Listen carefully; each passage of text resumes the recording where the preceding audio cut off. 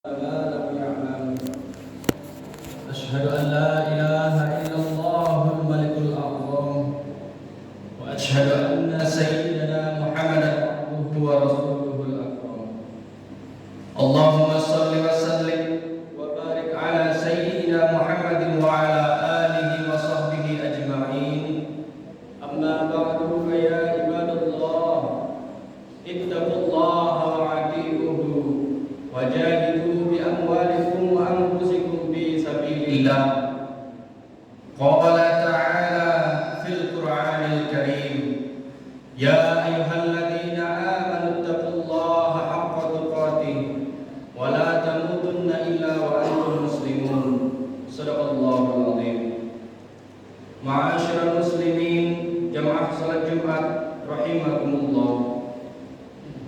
Pada hari kesempatan yang istimewa ini, marilah kita bersama-sama meningkatkan takwa kepada Allah Subhanahu wa taala dengan cara melaksanakan semua perintahnya serta menjauhi semua larangannya, karena hanya takwa yang akan membawa kita pada keselamatan. Oleh sebab itu, ketakwaan kita ini harus kita perhatikan, pertahankan hingga kita kembali kepada Allah, sebagaimana firman-Nya: Ya ayyuhalladzina amanu taqullaha haqqa tuqatih wa la tamutunna illa wa antum muslimun. Hai orang-orang yang beriman, bertakwalah kepada Allah sebenar-benar takwanya kepadanya, dan janganlah sekali-kali kamu mati melainkan dalam keadaan beragama Islam. Quran Surat Al-Imran ayat 102. Pada khutbah kali ini, saya ingin menyampaikan hadis yang memberikan ajaran penting kepada kita agar kita tidak terjerumus dalam kerugian. Rasulullah Shallallahu Alaihi Wasallam bersabda, yang artinya, barang siapa bangun di pagi hari kemudian mengadukan kesulitannya kepada sesama makhluk atau manusia, maka seolah-olah ia mengadukan Tuhannya karena tidak rela dengan apa yang diterimanya. Dan barang siapa merasa sedih dengan kondisi duniawinya di waktu pagi, maka dia pagi-pagi telah membenci Allah.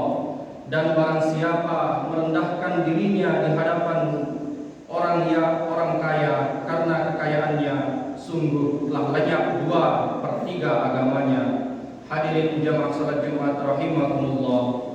Berdasarkan hadis tersebut, ada 3 hal yang harus kita hindari supaya hubungan kita dengan Allah tidak terganggu. Ketiga hal tersebut adalah sebagai berikut.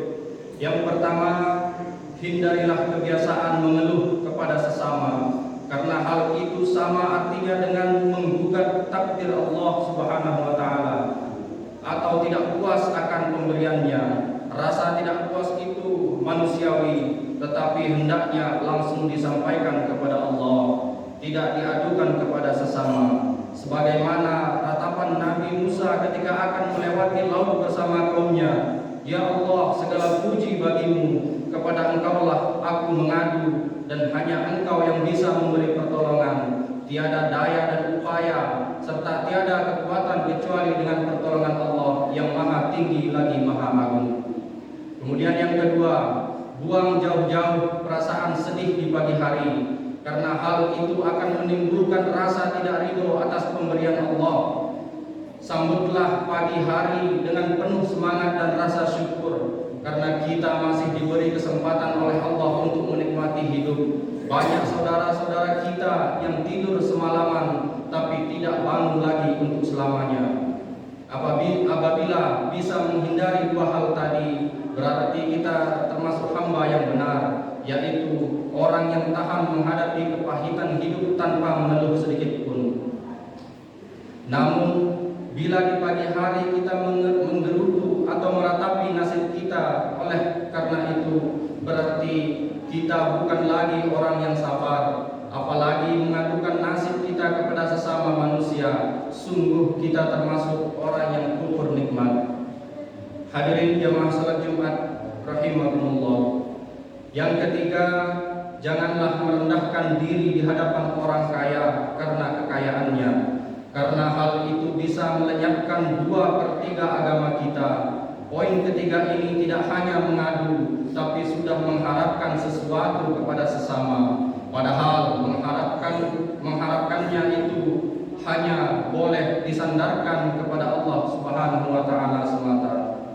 Larangan tersebut juga bertujuan agar kita tidak mengagungkan manusia, apalagi karena kekayaannya.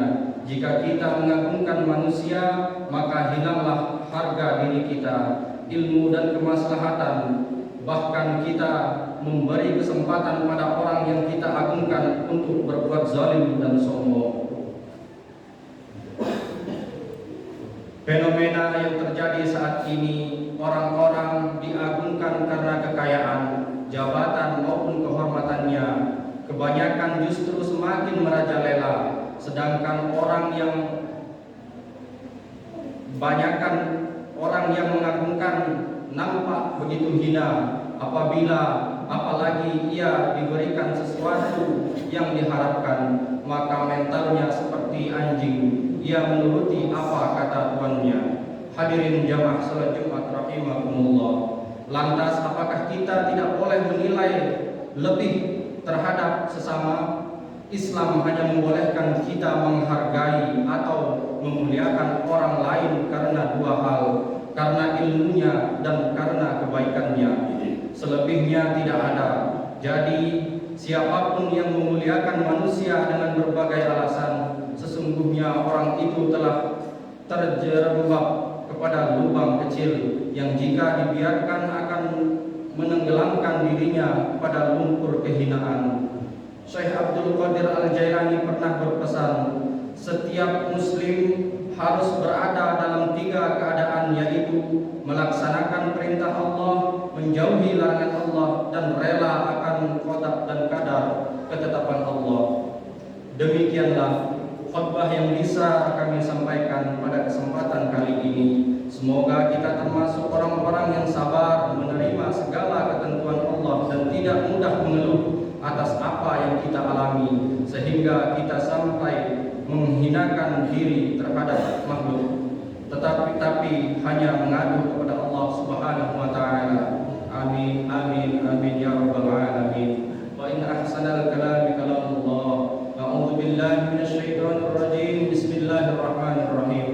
Wal 'asri innal insana lafi khusri illa alladziina aamanu wa 'amilus shalihati wa tawassaw bil haqqi wa tawassaw bis sabr. Barakallahu li wa lakum fil Qur'anil 'azim.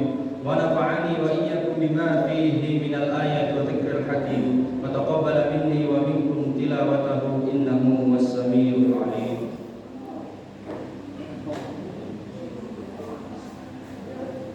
اللهم صل على محمد وصل على سيدنا محمد وصل على سيدنا